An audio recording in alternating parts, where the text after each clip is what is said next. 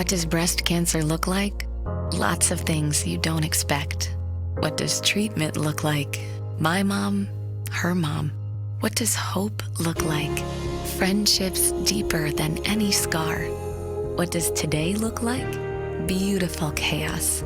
What does breast cancer look like? A community made stronger by every story. There's more than one way to have breast cancer. Here's where we learn to live with it. Good evening, and welcome to part 3 of the Knowledge is Power, the Black Breast Cancer Experience. My name is Tia Tomlin-Harris, and I am the program manager for this 3-part webinar series and the co-founder of My Style Matters, one of the program partners. I am also a 2-time overcomer of triple-negative breast cancer and an alumnus of LBBC Young Advocates Program. If you were unable to attend part 1 or part 2, you can view the recording on lbbc.org. Tonight, we have 2 great sessions. The first session is titled Inequalities You Can't Ignore, which will be followed by I Gotcha, Sis. If you haven't already, please say hello to our chat moderators for this evening. For the first session, Linda Bond, Program Manager for the Chrysalis Initiative. And for the second session, it will be Brittany Church, a Baddie Ambassador with For the Breast of Us. The chat box is located at the bottom of your Zoom screen. Let us know where you're joining us from and why you're here. The Knowledge is Power series is being recorded, so if you want to watch it again, please do, and remember to share it. Power and community is the focus of this year's program.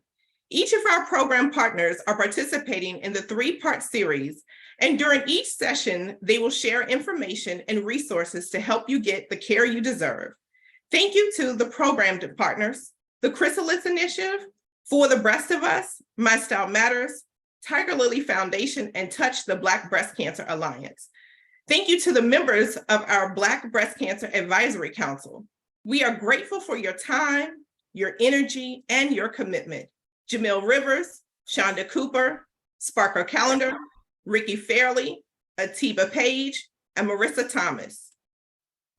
This program would not be possible without our financial sponsors. Thank you to our title sponsor, Genentech, signature level sponsors, AstraZeneca, Daiichi Sankyo, Lilly, Novartis, and Pfizer. Thank you to our benefactor sponsors, the AmerisourceBergen Foundation and Merck, and our friend level sponsors, Penn Medicine Abramson Cancer Center, Penn Medicine's Vassar Center for BRCA, and Relay Therapeutics, and Univest Financial. A couple of things before we jump in. We'll be sending you a program evaluation tonight and ask that you please fill it out and share your feedback with us, and you will have a chance to enter our monthly $50 drawing. This year, we are happy to have some drawing prizes, gift cards from Black-owned businesses, Demi Blue Nails, Organic Graffiti, Iwi Fresh, Chloe and Chad, and 2 Girls with Curls. After this series is over, we will draw 6 lucky prize winners who will win a gift card from one of these businesses. We will notify the winners by email, so be on the lookout after September 28th for notifications. If you would like to ask questions, please use the Q&A feature so we can see them, and we will try to answer your questions throughout the program. Our speakers for this evening are unable to give personalized advice, so please frame your questions in a general manner so they can be helpful to as many people as possible.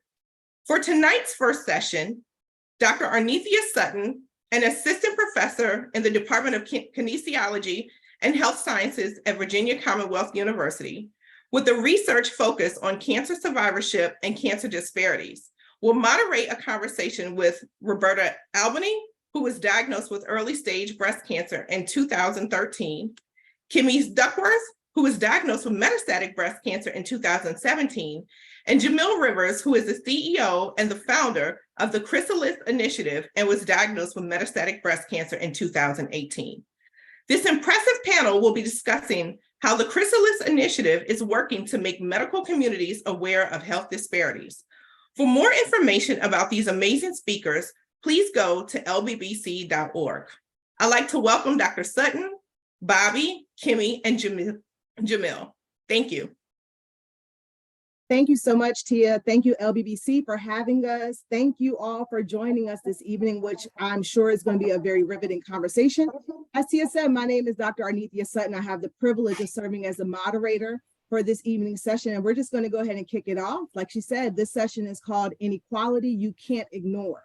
So we have three amazing speakers on this panel today, and what we're going to start with is I'm going to ask each of them, I'm going to go around, and I'm going to have each of them briefly explain how they are part of the Chrysalis Initiative, which I will affectionately call TCI for the remainder of the session, and how you are integral to its four-pronged strategy. So we're going to start with Kimmy, if you would. Hello, my name is Kimmy. Well, I got introduced to Jamil in 2000, almost 3 years now. We speak on a daily basis, weekly basis. We speak every Tuesday.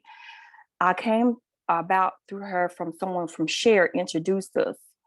And I have learned so much from the Chrysalis Initiative through Jamil, things I never knew. Like when I was first diagnosed, I didn't know anything about genomic testing.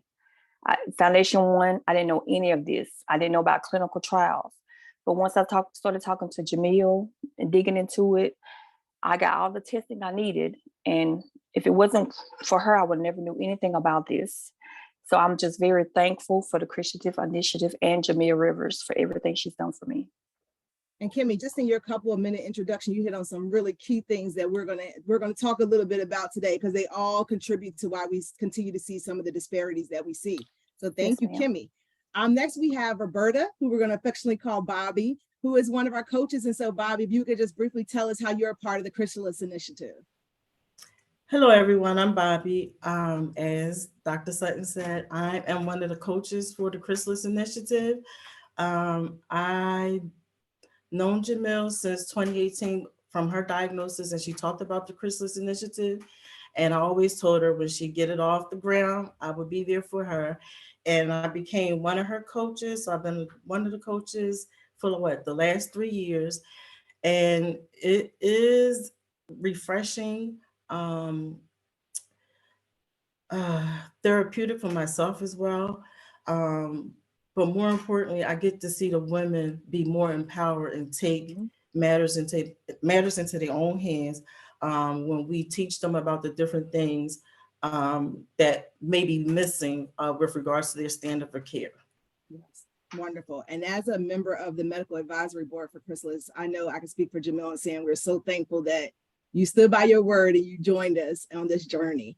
So next, I'm going to turn it over to our founder and CEO, who has developed the framework for engaging opportunities rooted in equality, encouraging BIPOC students to pursue careers in healthcare. And so Jamil, if you would just give us lay the foundation for the Chrysalis Initiative for us. Yeah, it's really simple. When I was diagnosed in 2018, I was shocked by the disparities in Black women with breast cancer. And when I got involved with advocacy, I was always told it was due to social determinants of health, so a lack of insurance or a lack of income and all these lacks. But as I was connecting to more patients and launched the Chrysalis Initiative, I found that actually it was race-based care delivery, so endemic in the care delivery system. So meaning it's not due to a lack of insurance, it's not due to a lack of income, but bias and racism, just day to day, Black women not receiving the standard of care. So our position really is, if Black women receive standard of care, they're going to have better outcomes. They're going to be less vulnerable to disparities. So the framework that I developed, you have the coaching side in the BC Navi app, where patients are empowered, like Bobby said. So you can actually fact check your oncologist in real time on the standard of care that you should be receiving. We have a breast cancer guide for dummies, if you will, that really breaks it out in layman's terms for you to know what type of care you should be receiving, and it incorporates clinical trials. And then also we reveal the blind spots to cancer centers, because I can tell you with the work that we're doing, the assumption is that Black women are non-compliant. Black women don't have health insurance. Black women don't have a support system at home. They're not going to adhere to the regimen of a clinical trial. They're not going to participate. Or they also assume that they don't have insurance and that they have low incomes. And then a lot of times it's just due to bias, where they feel that sharing this information is giving them something that they're not entitled to. And so when you have that type of bias, which we're dealing with people, everybody has biases, right? Absolutely. But we really have to have that accountability and care so that people don't have the autonomy to withhold standard of care to Black women. Absolutely. So what you just described, and for the listeners, Chrysalis is this multi-level framework, because what Jamil recognized in the development of it is it's just not a one size fits all approach for individuals. And it's just not one thing that we can approach to try to fix this. And so it sounds like a really comprehensive system that hopefully we can dive into a little bit more throughout this session. So Bobby, I'm gonna jump to you. So as one of the Chrysalis Initiative's coaches, and I've heard that you have over 20 patients in your purview. How would you describe the need for one-on-one mentorship, specifically for Black women and maybe even other disparate groups? The need is basically, most of the women I have weren't getting, as Jamil said, the standard of care. And it wasn't because they didn't know, just having the conversation and me being through the journey myself since 2013. I know what you should expect, what you shouldn't expect. And too many of them did not know their stages, didn't understand genetic testing, genomic testing. Just talking to them, educating them, but more importantly, sharing my story with them, help them understand the importance of taking their maintenance medication if they have to take that. Going to their doctors, making sure, if they having pain or what have you, not to wait 2 weeks or over 2 weeks. Just basically giving them the information that they need so that they can, be better educated. I tell them about different programs, webinars, so they can understand exactly what it is that I'm telling them. So there's confirmation as well for them. Okay, so you're drawing, it sounds like you're drawing from your own experiences, but can you also talk about maybe some of the education and the training that you received that made you be able to provide training to other women? Well, the education and training that I received came from other organizations. After I went through my own treatment, didn't get the information that I needed, where I had to kind of like pull teeth to get the resources when white women was just getting it with no problem. And we were being treated at the same cancer center. So because of that, because of me having that experience, the women that are on my, that I coach, I just tell them the different resources that's out there. That some of the hospitals still don't share that information with our women to this day. And so when I get the women, I just ask them if they were told about different programs. Sometimes they say yes, and most times it's no. And I'm like, okay, well, this hospital works with this one. So I just share everything with them. And a lot of my, training came through living beyond breast cancer as a young women's advocate. And I just kind of like to say, I just kind of just kept educating myself, working with other organizations. And then when Jamil said this is what she wanted to do, I was like, okay, I'll be behind the scenes. And when you're ready, I'm there for you. So what would you say when you're engaging women, what makes your connections and training sessions unique? What would you say? For me, it's being open and honest. I do not sugarcoat. I do not sugarcoat at all. Just being open and honest, not scaring them, especially the women who are early stage. Try to get them to understand early stage and metastatic. And in all honesty, it's something we still have to be mindful about. So yeah, we're maybe early stage, but we still have issues that you need to truly understand, especially with the medication that most of us are on. It may not be to the same extent as someone who's metastatic, but we do have issues. And I need them to understand that. And also educate them on metastatic disease. Tell them the importance of why they should continue doing, their checkups, seeing their oncologists. And I think just being compassion, having empathy, and more importantly, being vulnerable. And I'm very vulnerable with my ladies. And again, I don't sugarcoat. Okay, thank you, Bobby. Kimmy, so from what I understand from your story, and you can definitely elaborate a little bit more, you've navigated through numerous cancer centers throughout your breast cancer journey, and I'm sure have likely had countless encounters with healthcare staff that work in a navigator capacity. So what led you to begin your coaching sessions with TCI and Jamil? And what about the navigation call made you come back or stay for more? Well, I think just talking to Jamil, and she kind of understood me, I understood her. We both had metastatic disease. And once I talked to her, when she was just telling me things like doing the research, I just dug deeper and deeper into my diagnosis. And at first I did not understand my diagnosis because no one was telling me what my diagnosis really was. And so from there, she was like, well, you can get a second opinion, you can get a third opinion. So I just continued to do whatever she asked me to do. Well, what she was telling me to do. And like, when I go to see my doctor, I mean, I was in the room 5 minutes and the only question he would ask me was, how do you feel from the last time I saw you? That's it, nothing else. From there, I felt, okay, something's not right. I felt like I wasn't being treated the way I needed to be treated. And once I talked to Jamil, she told me everything. I wrote everything down. She would tell me that I need to do, and I did. And once I started asking my doctor questions that Jamil was telling me, it was a whole totally different person. He was like, in my mind, he was asking himself, where is she getting all this information? So when I started asking for the testing, and I started receiving the testing, because it wasn't that I didn't have insurance. I had insurance. So I just kept talking to Jamil, and I felt we became sisters because we spoke once a week. It wasn't like I talked to her every 3 months. It's once a week. And if I'm down, she always say, well, look at it like this.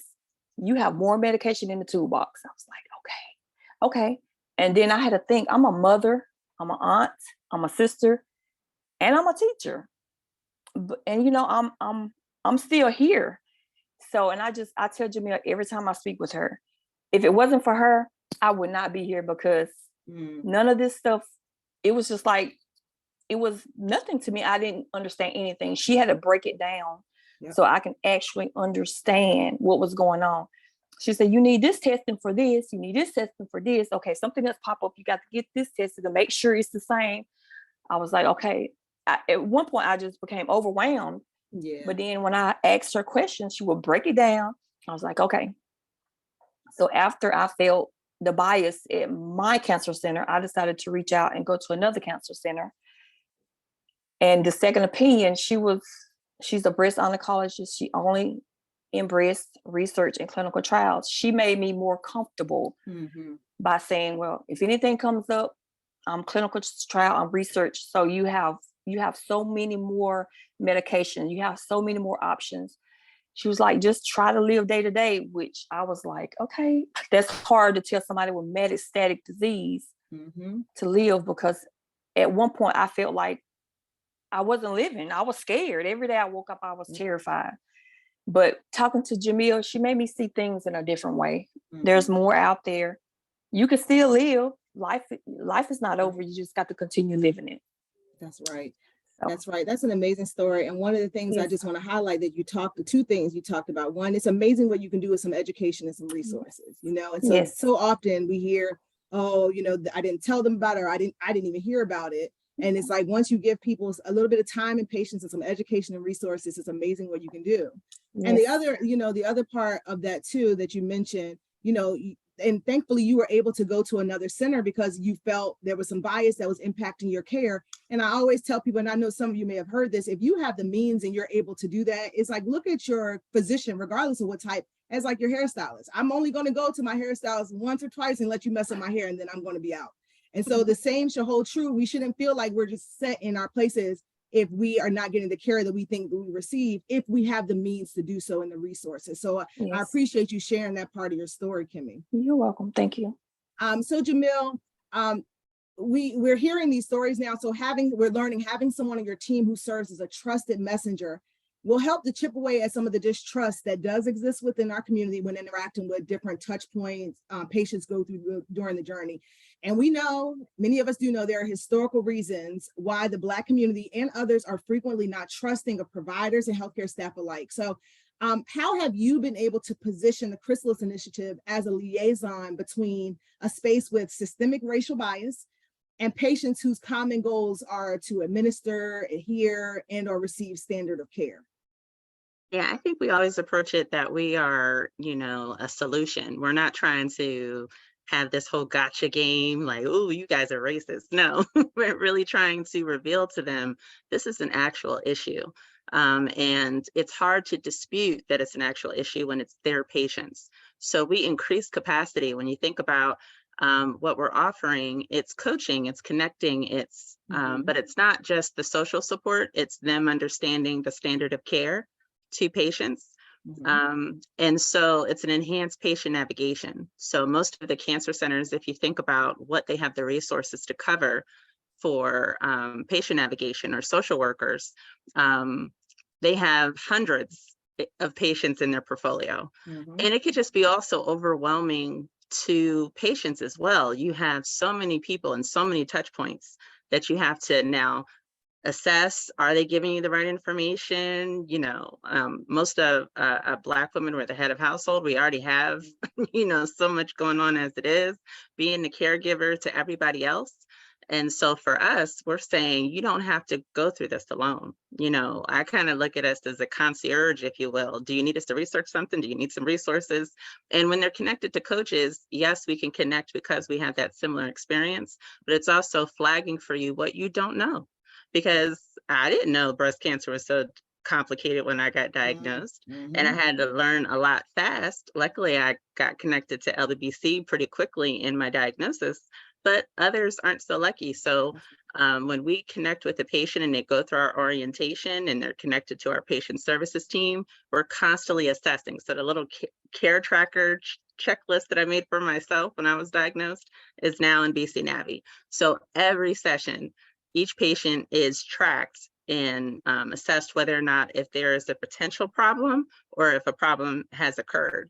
And if it does, we're then able to flag to that cancer care team, look, this is an issue and we're increasing capacity for those patients.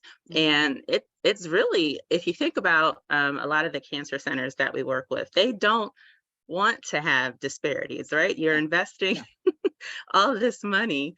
You have all this equity and tools and solutions and scorecards and checklists and tools, but a lot of times they're not picking up on the autonomy of somebody with bias can impact an individual patient. So our framework is revealing those blind spots, providing that team-based model of care, and showing them these are the patients that are not receiving quality standard of care. So this is where you can improve, and we're here to support you in that. And all of our coaches don't have to be all-star advocates like Bobby. We do we do provide NCCN printed materials for coaches to review. We cover and sponsor all of their trainings, whatever advocacy conferences, in order to increase their learning. So you don't think that as a coach, you have to figure it out all by yourself either. And we're always looking for coaches because we're continuing to grow. And so I think it's important that cancer centers understand this is an issue. We also do report to, the policymakers that there has to be that accountability built in, because I know that with the accountability standards now, most of the most egregious racist doctors we see would pass, the guidelines when it comes to those tools and scorecards. Well, we're going to turn to our all-star coach, Bobby. And our goal is that everybody that would be interested in being coaches would be an all-star. So Bobby, let me ask you this question. I would consider myself relatively new. So I just got trained in breast cancer and disparities probably in the last 5 or 6 years. And I remember when I first got trained, I learned that Black women were 40% more likely to die from breast cancer when compared to white women. And I was taught that this percentage has been the same for a long time. And from my current knowledge, I believe it is still the same today in 2023. So with knowing that information, knowing that, these breast cancer disparities and health inequities, in addition to the medical mistrust that we talked about a little bit, impact outcomes. I'm wondering from like a coach's perspective, how do you, and I'm sure you work with others in Jamil, but are you able to identify the gaps in a patient's care that may be related to like racism or bias in healthcare? For me, it's just, I take the time to listen to their story. Not on, before I meet them, I read their story, and then I have them tell it back to me. And just listening to their story and how they feel about their medical team, you can pick up where the doctors are not doing what they're supposed to do. And when that occurs, I tell them what they should be doing, how to address it, and if they don't address it, then you can basically get you another medical team. You don't too often Black women and in the Black community, we have this problem where, not problem, but we stick with that particular medical team. Whatever they say goes. And I'm like, no, it doesn't work that way. And again, that's where I come in and share my story, because, my gynecologist at the time told me I didn't need to get my ovaries removed. And I was like, well, I have estrogen positive breast cancer. I'll see you later, and got me somebody who did what I needed to have done. Basically, I tell the women, all my women, this is your body. If you want to live, this is your body. Do not have them tell you what they're going to do to your body. If you're not comfortable, you let them know you're not comfortable. And if it's still a problem, just say bye, you'll find somebody else. And I have had several women change oncologists because, one, they was not listening to our women. To the point where some women wasn't getting their medications the way they needed to get their medication. And I was like, you need to be on your maintenance medication. There's a reason for that. And if that person is not going to do right by you, you need to get you a new oncologist. And I'm the type of coach, I stay on my ladies. So it's basically like me giving them homework. And when I talk to them within a week or 2 weeks, however way we talk, the first thing right out the bat, did you do X, Y, and Z? And sometimes they'll beat me to it. They'll text me, say, oh, I got my medication. And I'm like, yes. And it's a good thing, because now they understand they don't have to be stuck with somebody who's not going to listen to them. That's right. Because if the doctors are not listening to our women, that's doing more harm to our women. Yeah, and we don't need that. And those statistics that you talk about, that was back in 2013 when I was diagnosed. So you're talking about 2023 and we're still dealing with the same statistics. Something's not right. That's right. So a couple of times we've mentioned on this during this panel, we've just said it, BC Navi. We haven't really gotten into it. So let's talk about that as if we need another app. But this one, for those of you who may need it, would be one that you would definitely want to be able to utilize. So I'm going to ask from the different perspectives with Jamil. I'm going to start with you to talk about what the BC Navi app is and like how it came about. And then Bobby and Kimmy, I'm going to reach out to you to see how you've engaged it. So yeah, BC Navi is really like that companion care tool. So you have links to our community partners like LBBC within BC Navi. You have our, guide to breast cancer. So you can, I have hormone positive. What does that mean? I have triple negative. What does that mean? And then also it goes into the standard of care that you should be looking for based off of your diagnosis. And also, how do you determine that you have a complete diagnostic workup. So, it's great because, we want to assume that everybody has the best intentions when we're going to these systems, but we know that there are gaps there. So this is a way to empower them to say, it's really hard for an oncologist to deny you what the standard of care is. So you actually having it physically there to fact check your doctor.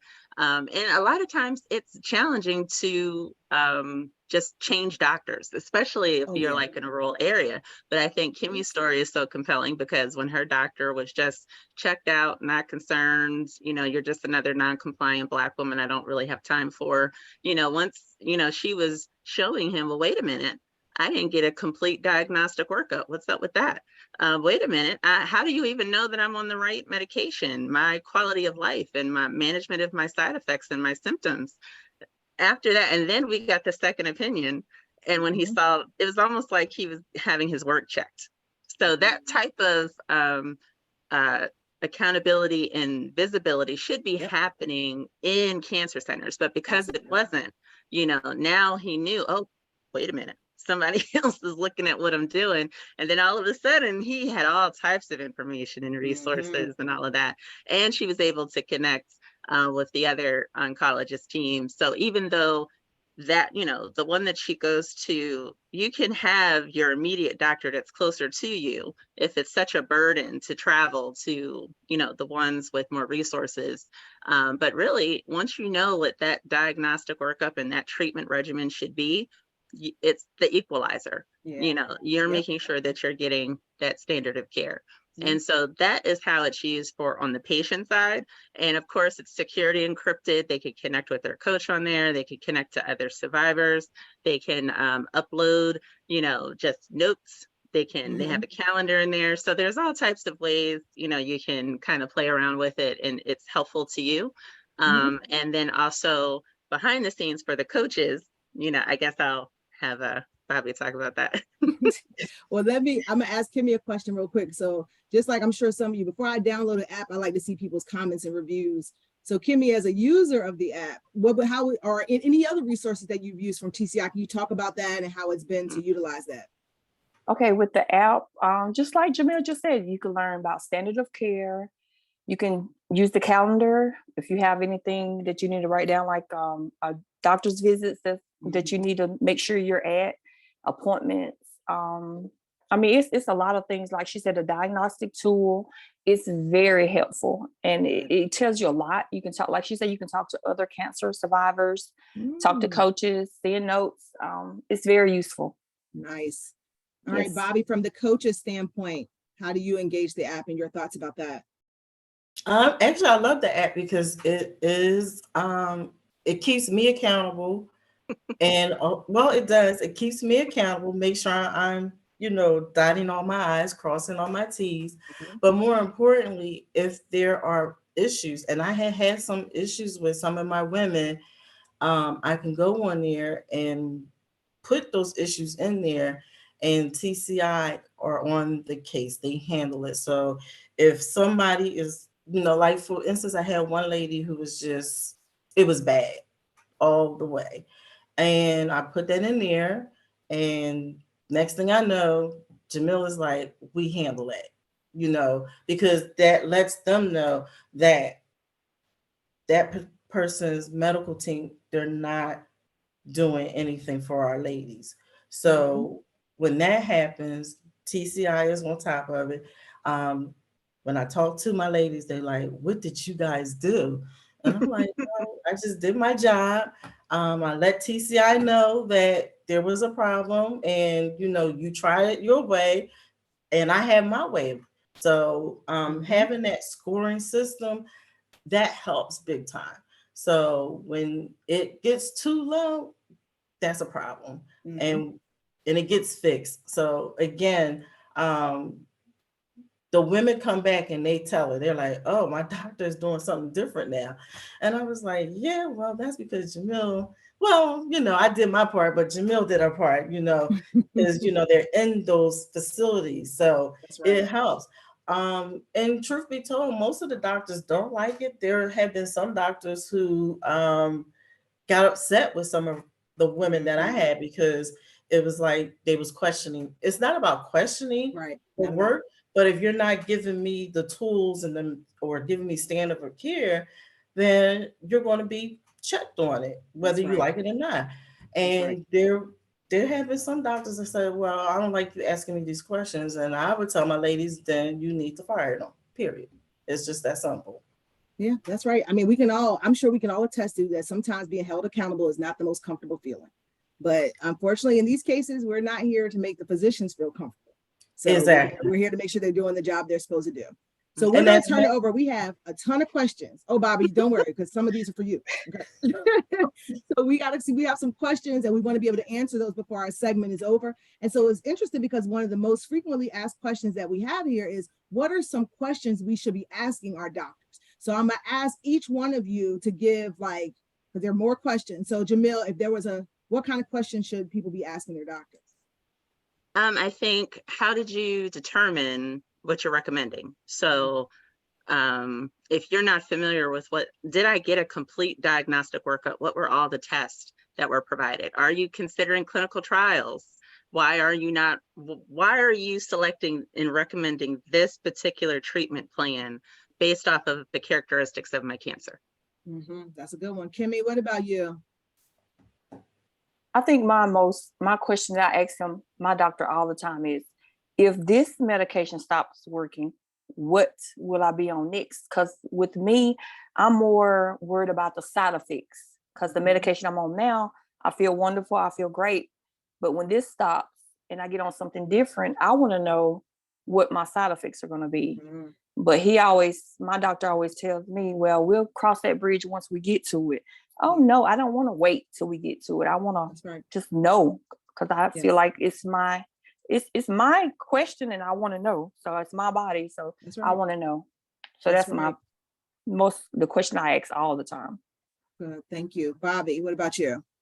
I tell my ladies all the time, which has worked for me, when the doctors are telling you about what works and what doesn't work, I ask them, will they tell that to their wife, their mother, and their daughter and their sister? Because that way you make them see you, period. Wow. Okay. So I'm going to toss this one up. One person asked, what about the younger population? This individual is diagnosed at 28. And so I'm going to, Jamil, what have you seen? You developed this, and I'm sure you've had women of all ages. What have you seen are particularly maybe the needs of younger individuals, or where you may see gaps or things happening? Yeah, I think it's really important to make sure that they're receiving standard of care. Also, we find delayed diagnostic and treatment in younger women.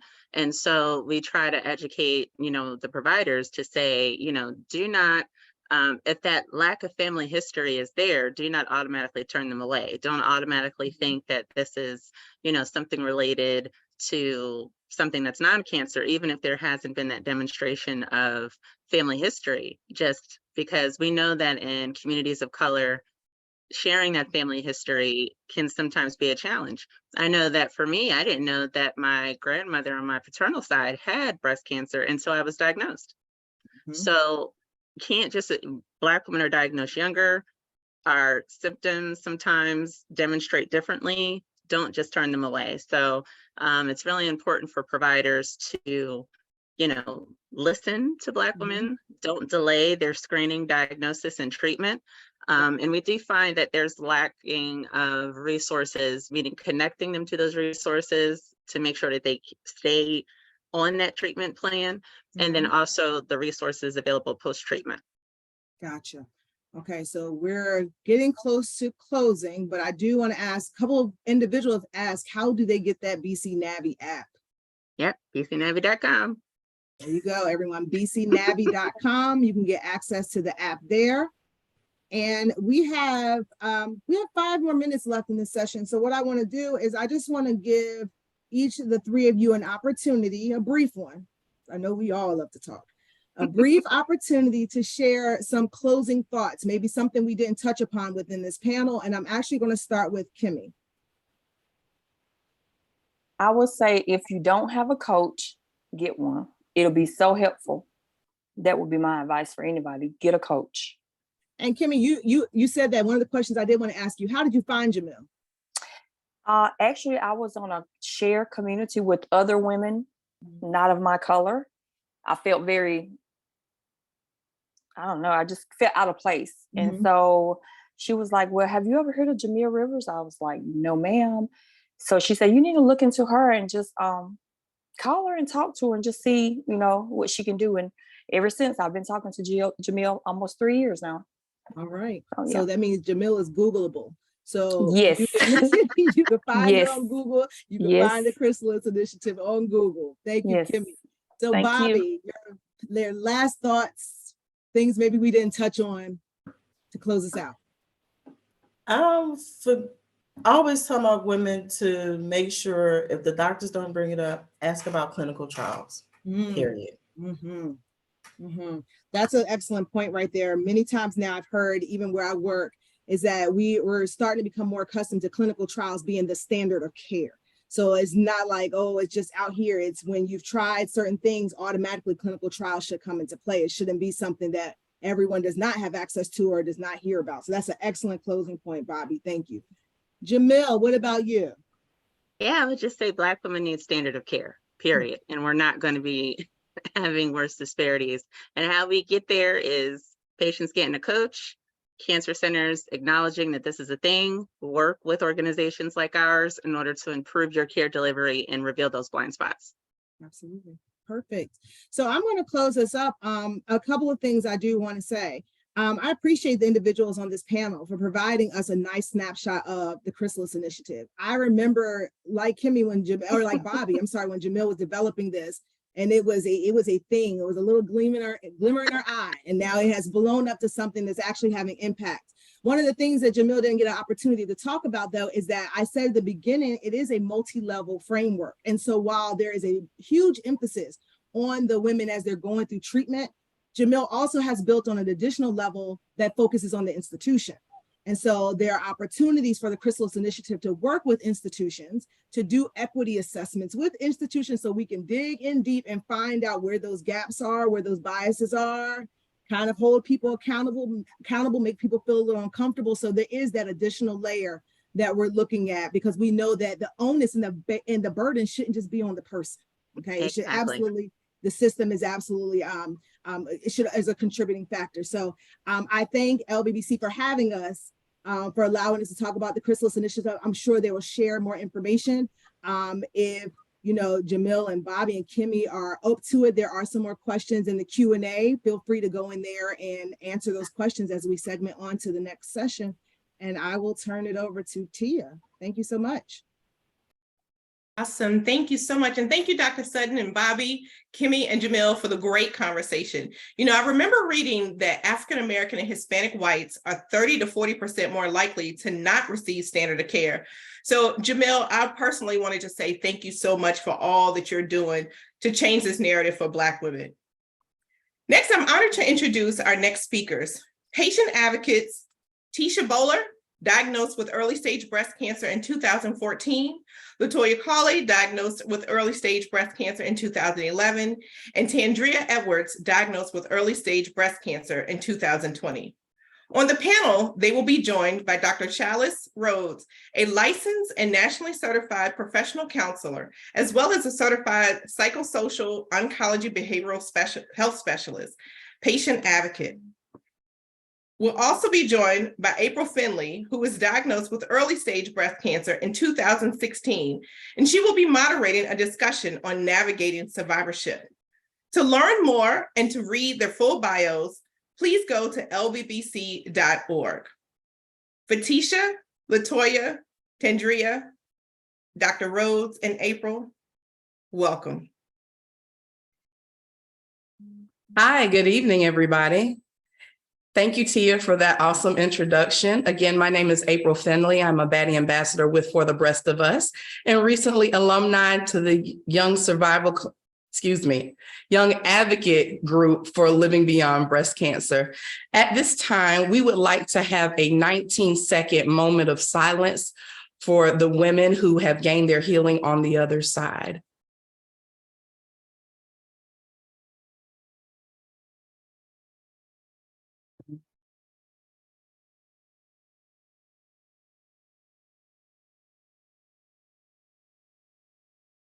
Thank you.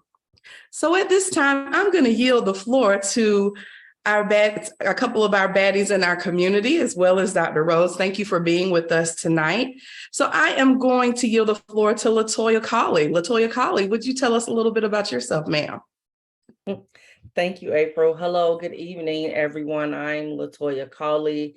As previously mentioned, I was diagnosed in 2011 with DCIS, breast cancer, at the age of 34.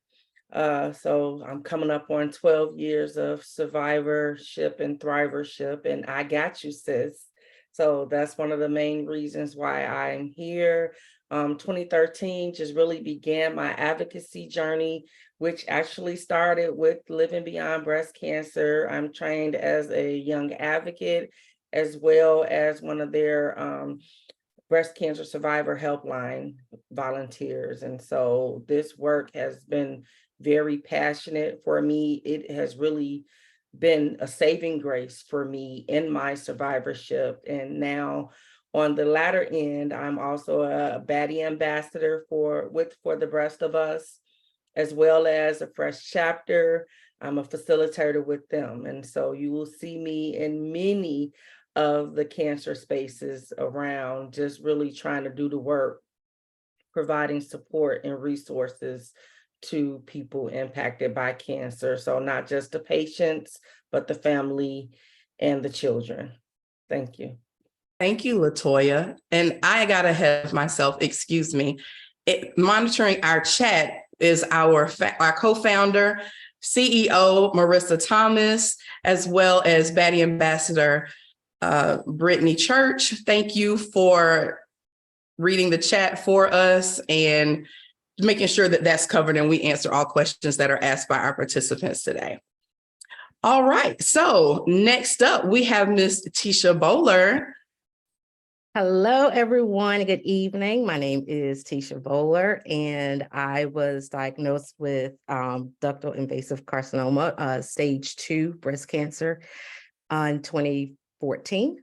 So I am a 9-year survivor thriver. I am a baddie volunteer for the organization for the Breast of Us. I am also a board member for the Baltimore area organization called Pink for the City. And now that I am on the other side, I am co-author of a book called Beyond Her Reflection, which I wrote about my breast cancer journey. And I have a video, a vlog that I do monthly on social media called Tisha's Tea Room, the place where conversations conquer cancer. And I am also a facilitator with Young Survivors Coalition, where we do monthly meetings with and chats with thrivers is what we call them. So I am just honored to be here, and thank you for having me. Thank you, Tisha. Now we will ask Tan to come to the floor. Hey, Tan. Hello. Thank you for having me. My name is Tandria, but I go by Tan.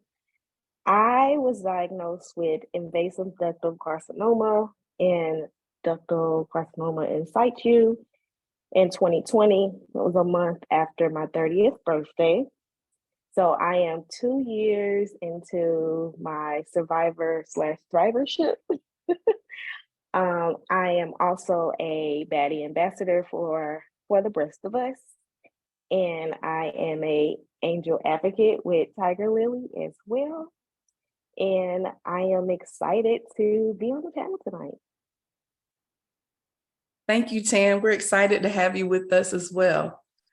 And pulling up in the rear, we have Dr. Rose with us. Hi, Dr. Rose. How are you doing this evening? I am doing well. I am so excited to be here with you, baddie ambassadors. I thank Marissa Thomas from, your CEO for the Breast of Us for inviting me to join your panel. Everyone, my name is Dr. Chalice Rhodes. I'm a licensed professional counselor. About a year ago, on September 30th, I had ductal carcinoma in situ removed from my right breast. I finished 22 radiation treatments last December. You know, I'm a licensed professional counselor, board certified telemental health counselor. And in going through my own anxiety and distress when hearing the word cancer, like we all go through, I wanted to find a way to not only empower myself, but to empower others. And that is when I completed the American Psychosocial Oncology Society's Cancer Oncology Behavioral Health Specialty. So I am here to bring mental health to the forefront. You know, we have support groups, we have coaching programs. Now we need that trauma-based, evidence-based mental health piece to be brought to the forefront. So I'm happy to join you, ladies. Yes, Dr. Rhodes. Yes, we are so happy to have you with us and joining us in this conversation tonight. And as I mentioned earlier, I'm April, and I like to call myself the OG, triple OG, plus size bad T. I was diagnosed in 2016 with triple negative invasive ductal carcinoma, breast cancer.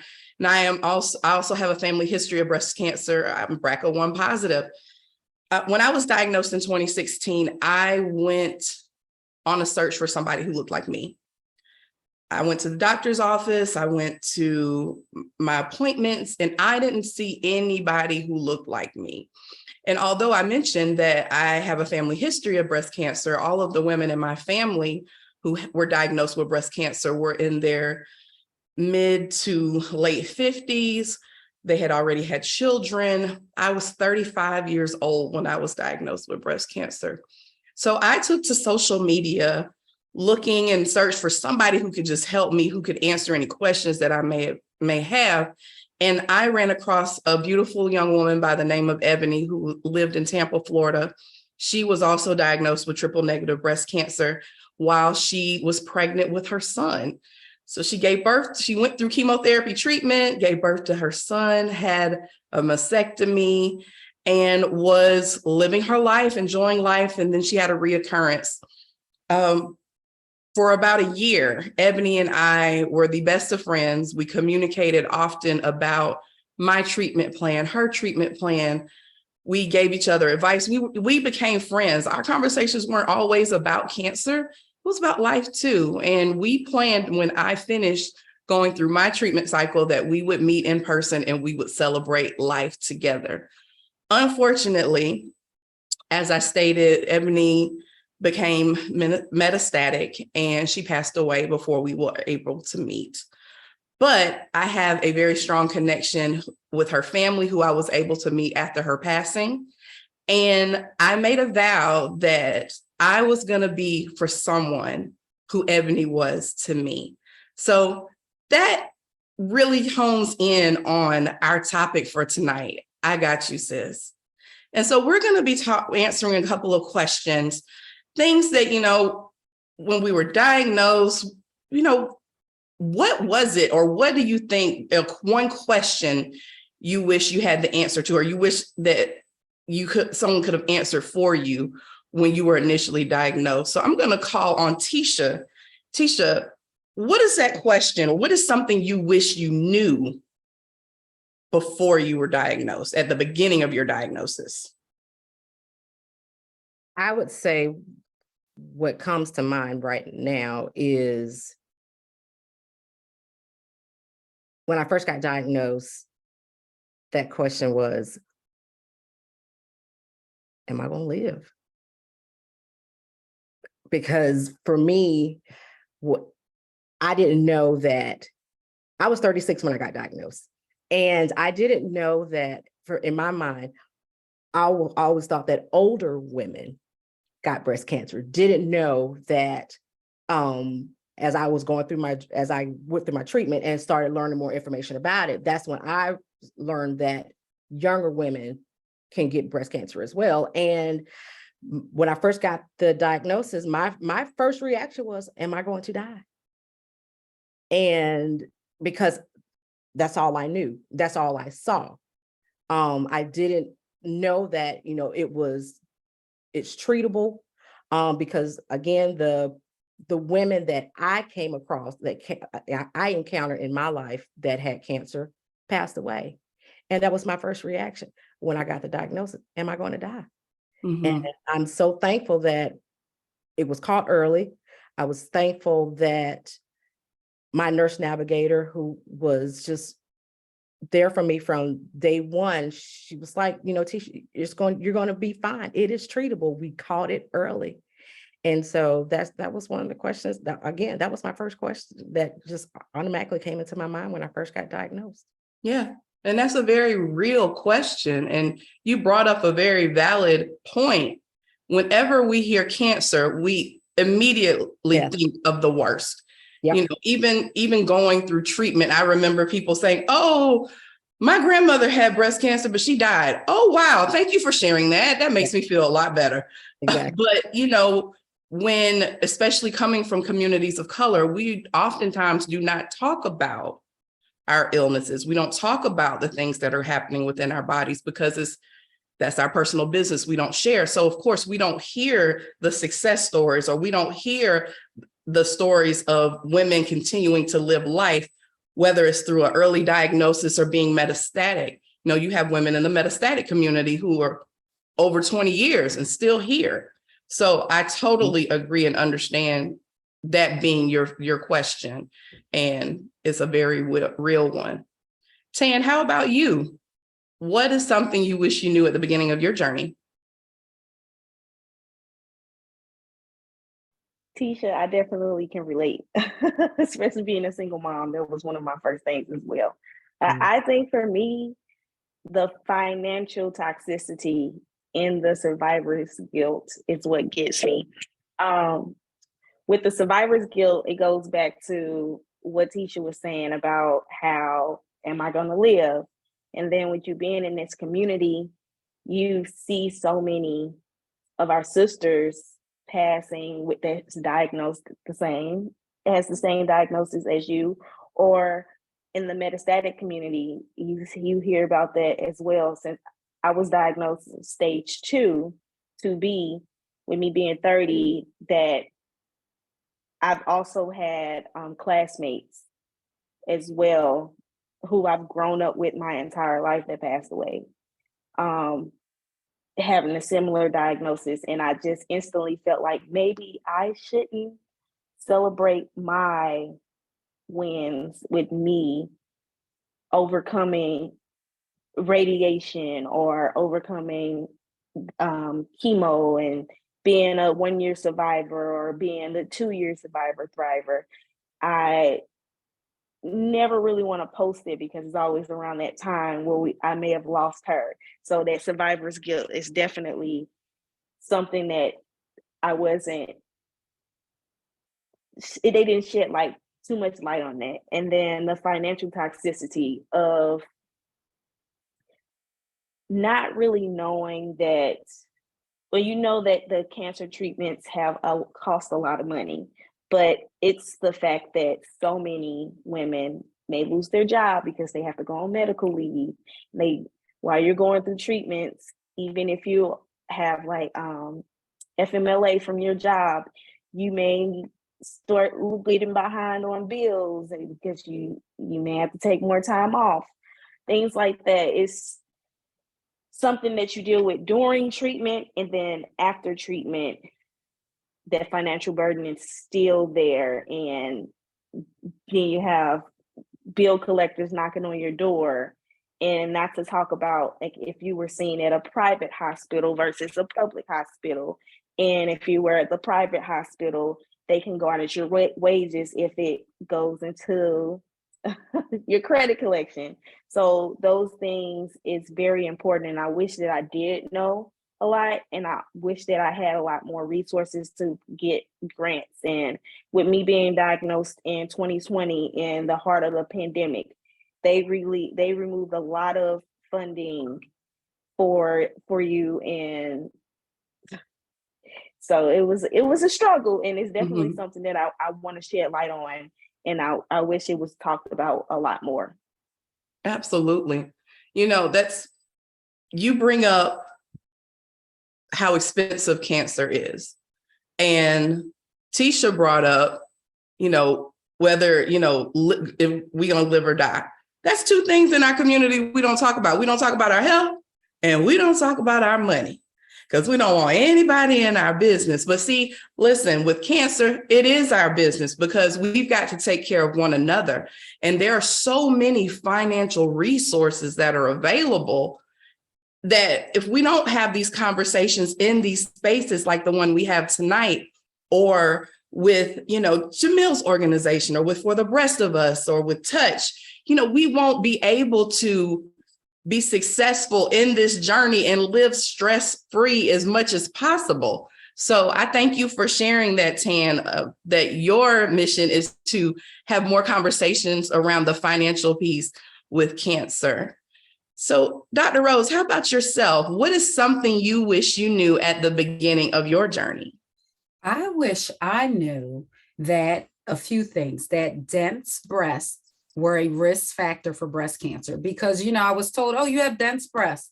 Okay, but nobody acted like it was a big deal. In 27, I was told you have a cyst on your right, breast. Well, I never thought anything of it. I just continued living my best life. Nobody seemed alarmed. And I did not know that there was a history of breast cancer in my family. So like Jamil and Latoya, I'm not sure if you shared, but I know Jamil shared that she didn't know until after she was diagnosed that breast cancer ran in her family. The same with me.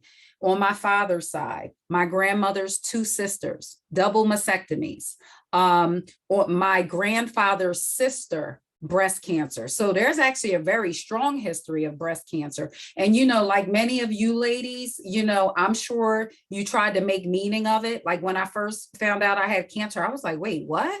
Breast cancer, like, wait, why is this happening to me? And we don't like to talk about that either, because especially, a lot of African-American women, we have this strong spirituality and, we're told not to question God. But if we're honest with ourselves, that thought ran through most of our minds. God, why is this happening to me? So like for me, I turn my pain into purpose, right? By creating programs for breast cancer survivors, 6-week online teletherapy groups, right? Telehealth, and then a breast cancer survivorship course where we touch on all of the topics that you ladies are talking about. And as I hear, Tisha and Tam talking, I'm hearing the stages of grief and loss.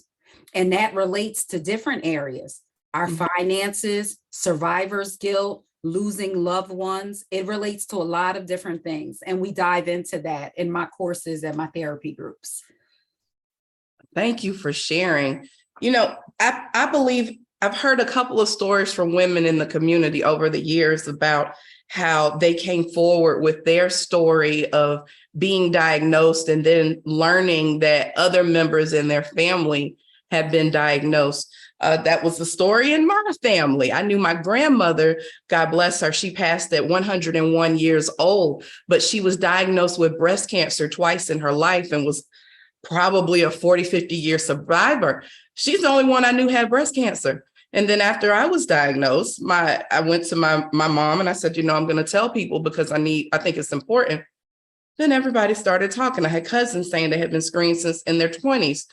And one of the good things that came out of sharing the information was that every young lady or woman in my family has now been screened for the BRCA gene. So now they know exactly where they stand and what they need to do for preventative measures. They have the information. So that is the key with that. So thank you for sharing, Dr. Rose. Excellent, excellent point. So Latoya, sweetheart, what do you wish you had known at the beginning of your journey? Gee whiz. I think for me, similar to what some of the other panelists have said, but I think probably the biggest thing I probably wish I would have taken seriously was getting grounded in my mental health. Because when you go through a cancer diagnosis, cancer treatment, most times, not every time, but most times, you have this very large medical team, oncologists, radiologists, surgeon, you have all of these people that are represented, but very, very rarely do you have a mental health professional on that team in the beginning.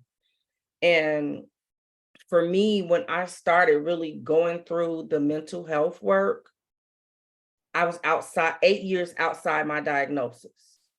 8 years, and I had gone through fear of reoccurrence. I had gone through survivor's guilt. I realized that I went through cancer, but I did not go through cancer. I did not mentally and emotionally allow myself to go through cancer. I physically went through and did all of the prescriptive things that I needed to do, but mentally and emotionally, I did not go through. My children at the time of my diagnosis and treatment, they ranged from the ages of 10 years old to 19. So, I was really focusing on physically getting through so that I can make sure, or try to make sure, that I could be here for my family. So the mental and emotional piece, I really didn't grab a hold of until, like I said, 8 years down the line. And I found this organization, and they were able to pull me out, and I was able to utilize those skills that I was learning in my life. And my life has flourished since then. But just thinking about how much of a stronger parent, patient I could have been if I would have been grounded in my mental health in the beginning. Absolutely. Absolutely. Thank you for sharing, LaToya. We as women, we are the nurturers, we are the doers. We take care of our loved ones. And when it comes to things that we're experiencing, we just go, we just do, we just get through it. Okay, I gotta do this, and this. And then afterwards, it's like, wait a minute, what just happened now? And we don't have the opportunity, we don't have the luxury sometimes to just sit in where we are in that moment. So I am so glad that you were able to gain the skills and the knowledge, even if it was 8 years later, to help better yourself as well as to help someone else. So I thank you for sharing that. And I'm going to go back to Dr. Rhodes, because I'm curious, Dr. Rhodes, since, LaToya just mentioned that she didn't have the information to address her mental health while going through cancer treatment. How many of your patients have you had that same situation with? And what is some advice, or what are some things that you have them to focus on in that moment? Yes, I mean, it's so very common. I will tell you, when I first met my breast surgeon, she said to me, "Wait, what do you do for a living?" I said, "I'm a therapist." She looked at me and she said, I need you." Like, she said, "I have nobody to refer my women to. Like, so many women need help, and we don't have a therapist to refer them to." So this is like a very common thing. Even like the survivors that I work with, typically they're referred to maybe a support group at the hospital, and the support groups are very much needed, right? Like, every service we can get is needed. Therapy groups are just different because, they focused on evidence-based practices, and they're trauma informed, and I'm equipping women with the tools that they need to navigate life. And, I see in the chat, someone mentioned, self-care is very important, ladies. I want to say, when we think of mental health, what we don't also realize, and LaToya, thank you so much for sharing your story, because mental health is also physical health and spiritual health. It's all of those three things combined, right? And so we really have to think about self-care. Because, like you said, April, we're ripping and running. We're the breadwinners. So, there's a huge percentage of African-American women households that are single mothers, and then we're volunteering in the community. We're volunteering for church. We're sitting on this board. We work full time. We're taking care of our children. I'm a boy mom. I have 12 and 16-year-old sons. And for the women who have children, when you first hear cancer, I would vouch to say, many of us, our children, or our close family members, our husbands, flash before our mind, because you're right. Am I going to die? Is this a death sentence? So really, we have to look at self-care, ladies. Our relationships, let me tell you, stress plays a huge role in cancer. It really does, ladies. And if we're really honest with ourselves, and if we take a look, the majority of our stress comes through relationships, right? Healthy relationships. I speak to my clients about maintaining, so not only setting healthy boundaries, but maintaining healthy boundaries. Because, you know, a lot of times people think, oh my God, it's going to be so hard to set this boundary. And I try to tell my clients, ooh, if you think that's going to be hard, wait until you have to maintain it. Because one of the very first things that people do when you set healthy boundaries, common human nature is just to push against that boundary. So you say, this is my boundary, and that person is like, huh? That's not the person I knew. And so then there's this tussle. So looking at our self-care, looking at our self-compassion, being kind to ourselves, looking at our relationships, learning to love ourselves and walk in our authentic selves. Because I'll tell you, ladies, and I'm telling you, we do a lot of people pleasing. And that people pleasing causes a lot of stress. And when we begin to strengthen our self-esteem and our self-confidence and our self-efficacy. See, a lot of times we talk about self-esteem, but we don't talk about self-efficacy. Self-efficacy is your personal belief that you could actually do what you set forth to do. We got to believe that about ourselves. If you say, I'm going to set this healthy boundary in this relationship, we got to believe that we can do it. So I equip women with tools like assertiveness training tools, how to set and maintain a healthy boundaries. How to, you know, another thing, ladies, our purpose is so important because listen, we are so much more than our breast cancer diagnoses. That's only one part of us. And sometimes in the journey, we can lose focus and we feel like we don't know our purpose. For others, it sparks something in us. And we're like, oh, you know, like Marissa, she's probably said, hey, for the rest of us, you know, Jamil with Chrysalis Initiative. So it can take you either way. So I also help people to, what is your vision for your life? I had a free virtual vision board party and kind of walked, you know, the clients through, let's write the vision and make it plain because we are not our diagnosis. It's just one part of us, ladies. Amen. Look, you get a, come on, ladies. Let's snap it up. Yes, yes, yes, yes. I see the chat going crazy right now. I was about So to say, true. let's pass the collection plate because she just spoke a word. Church out. Church out. Amen. Amen. Ladies, and you all are talking about church. When we talk about stress, you know something we don't talk about a lot? We talk, oh, stress. What about spiritual stress?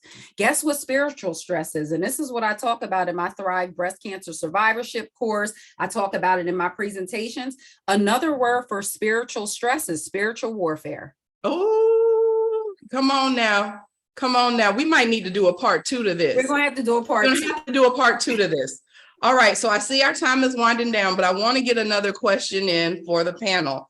So we talked about financial toxicity. We talked about mental health. We've talked about, you know, just the different things that questions we wish we had answers to at the beginning of our treatment journey. So my question for the panel at this time is, what does survivorship look like to you? Where does it start for you? And I will give my little piece on it for myself. Dr. Rhodes, you made a very valid point about we do a lot of people pleasing and we sacrifice ourselves for so many others. And that's something I learned in my journey, that it's okay for me to say no. And it's okay in my journey, in my life and space. If I'm not feeling it, I don't have to stick with it. That's a job, that's a relationship, those are family members. Hey, I don't have to stay in that box anymore because I'm protecting my peace at all costs, because I have things to do, places to go, and people to see. So I have to be at peace. And that's what survivorship is for me, being able to say, no, I'm not doing it. I don't care what you think about it. Moving on. So, LaToya, what does survivorship look like for you, my dear? First, I think for me, survivorship is one of the For the Rest of Us mantras, lifting as we climb. As I continue to climb and live life and learn and grow, I'm reaching back for my sisters, for my people, for my family. And I just want all of the things that I'm learning. I want my people to know it so that we can normalize these conversations. And if we get well, our families are well, our communities are well. Absolutely. If we are well, our people are well, our communities are well. That is powerful. Thank you for sharing that, LaToya. Absolutely. Tan, how about you, my dear? What does survivorship look like to you? Survivorship looks like finding Tan 2.0. I am putting myself first. That's something that I never did. I know Dr. Rose talked about that, but that is something that is very important. My children have always been number one. They may be 7, but they have always been the most important thing in my life since I've had them. And then just pleasing other people. I'm finding my spiritual guide and all those things. I'm getting that back with me, finishing school so I can become a psychologist. So so I can help women who have gone through the same thing as me as well, because I'm about to be graduating.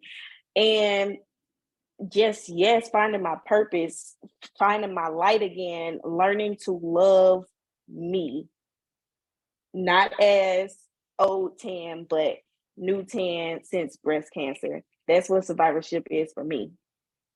Absolutely. Tan 2.0, the twins mama, but not Tan, not they mama, because you are their mother, but you are Tan. I love that. Love it, Tan. I'm so, so proud of you and your journey. Tisha, what does survivorship look like for you, girl? Woo, they have hit it. They have hit the nail on the head on everything. I know, right? I know. I'm going to say survivorship for me is living life to the fullest and experiencing joy. Doing things that bring me joy and make me, Tisha, happy. And not having to explain anything to anybody. If I want to go take a trip, or if I want to do or go somewhere, I don't have to answer to anybody. Why are you doing that? Because I want to. Absolutely. Because it brings me joy. That's right. And knowing that for those that are believers, God has given me a second chance at life. And I am going to live it the way that He wants me to live it. And I am going to enjoy this wonderful world, this earth that He has created, because obviously He has something for me to do, because He has given me the second chance. He has given me purpose. And I am going to do whatever Tisha needs to do to have that joy, to experience life to the fullest. And it just brought a different perspective. And it definitely has brought a different perspective in my life after going through this journey. Absolutely. Absolutely. And Tisha is an educator, everybody. I am as well. And it's okay, Tisha, take those days off, okay? Take care of you. Yes, I have. I have started doing that within the past few years. Yes. Today I'm just I'm taking a me day. Yes. I teach kindergarten, so I let my kinder babies know Miss Bowler's not going to be here tomorrow, but I will see you. Oh. And that's it. That's right. That's right. Ladies, thank you so much. We will now go to the Q&A. We want to make sure we've got about 10 minutes left. We want to make sure that we answer the questions that are in our Q&A. All right. So Tia, if you don't mind coming up, could you help me out just a little bit? Because I see the questions, but there's just so many of them. Where do we start? Sure, not a problem, not a problem. And this was a great conversation. I just want to say thank you. I've been behind the scenes taking notes. So again, I just want to say thank you so much, everyone. All right, so let's get started with the question. So we have a question in terms of like, how do we get support? You know, we have a young lady, she's been diagnosed with cancer, but it's not just about the one individual, it's about the whole of all of us. How do we actually go about getting support when we're young? You know, we're diagnosed with different types of breast cancers. Where do we go? Who do we turn to? LaToya, would you like to answer that question? Thank you for that, April. I was scrolling through my mental Rolodex. I saw it. I think for especially Tia, you mentioned for people, young adults that are diagnosed with cancer, Living Beyond Breast Cancer is one of the most thorough resources that I have found for cancer, because they hit Asian, African American, Hispanic, younger, older. They hit a lot of the specific groups. You do have Young Survival Coalition. You have For the Breast of Us. You also have Young Adult Cancer. So I found Living Beyond Breast Cancer in Philadelphia, all the way here in Chicago, just by being up late one night Googling. And I found them and I followed them all the way to Seattle, Washington, and went to their conference in 2013. So sometimes we have to kind of put ourselves out there when we're researching and searching for information. So off the top of my head, those are the immediate ones that I can think of, but there's a wealth of information now that we have versus when I was originally diagnosed in 2011. Absolutely. Absolutely. And just to also insert a plug for the organizations that have been doing Knowledge is Power with us, Chrysalis Initiative, as well as Touch BBC. You also have the National Breast Cancer Coalition. You can also get information from them as well. And I can't remember all of the other organizations that have spoken over the last couple of weeks, but please access Living Beyond Breast Cancer. Go to their website and you'll be able to see the webinars from earlier in the month from the other organizations as well, who will serve as resources for you. And Tisha's Tea Room. Tisha has her own Tea Room, her own podcast that she does in her YouTube channel. So that is another resource as well. So speaking of resources, you know, there were some conversations that was held today or tonight about financial toxicity. What are some of those financial resources that can help us as we navigate our journeys? I'll answer that question. One of them that I've learned, just filled out an application for last night, hesitantly, Keep Abreast. They provide financial resources for women who have been diagnosed. You don't have to currently be in treatment. As long as you were diagnosed, you fill out their application. And then there are other organizations, Living Beyond Breast Cancer. They also have grants available. And also through For the Breast of Us, we have a link to several other grants and resources that are available to women who have been diagnosed, those who are currently in treatment, and those who are, there's some things out there for caregivers as well. So make sure that you visit forthebreastofus.com and you can see resources on our website as well. And so this is a great one. We talked a lot about mental health and, you know, how can we seek mental health support? Where do we go? Dr. Rose, I think that's a question for you. Oh my God, where do you go? Let me tell you, people directories are so important. So I love therapyforblackgirls.com. They have a directory where you can search by state. You get to look at the therapist's face. You get to see what they specialize in. You can search by specialty, geographic location. Another great resource is Taraji Henson. She has a foundation in the name of her father who had a mental illness. So it's the Boris L. Henson Foundation. They also have a directory where you can search for therapists. There's psychologytoday.com where you can search. So really those, but you know, you have insurance, you go to your insurance company's website and you search for therapists to see who's in network with your insurance company. Maybe you may want to see someone who's out of network. And so that may be an additional cost. But really directories are a really good place where you can see the therapist's face. It'll direct you to their website. You get to read about their background information. So yeah. Excellent. Thank you. And since we're on the topic of resources and mental health, you know, what tips can you give us when we're dealing with depression? And also when we don't have insurance, and who can we turn to when it comes to our mental health? Yes. So let me tell you, in Georgia, I first started my career at community service boards. So for people who live in Georgia or any state, right? So Medicaid, Medicare or federal programs, low income programs. So whatever it's called in your state, you know, for Georgia, I know it would be like the DeKalb Community Service Board, you know, or local nonprofit organizations that offer services for free or services based on a sliding fee scale. Those are also resources that you can find. And what was the first part of the question, Tia? Because I skipped right to the financial part. Yeah, it was, what can we do when we're starting to find ourselves dealing with depression?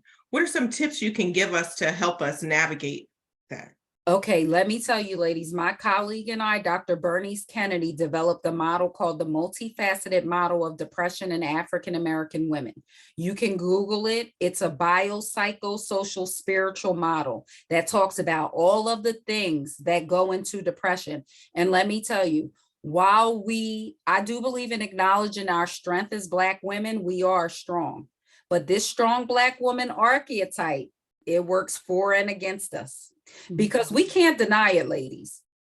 We are strong. We don't always want to be strong and we don't always have to be strong. And one of the things we talk about in the model is that not reaching out for support plays a huge role in depression. There's many Black women who are walking around clinically depressed, right? And I'm talking clinical because there's a difference. We all have times of sadness where we may lose our joy, but clinical depression is a whole nother thing. So some quick tips. Mental health is physical health and spiritual health. Let's look at your physical. How are you doing with your sleep? The average adult should be getting 7 to 9 hours of sleep a night. Yeah, see, our sleep plays a huge role in depression. Your eating habits. You know, as breast cancer survivors, we should be eating healthier. What's our diet look like? So our sleeping, our eating, back to self-care, how we're caring for ourselves. What time are we giving back to ourselves? How are we refilling our tanks? Tisha's living her best life now.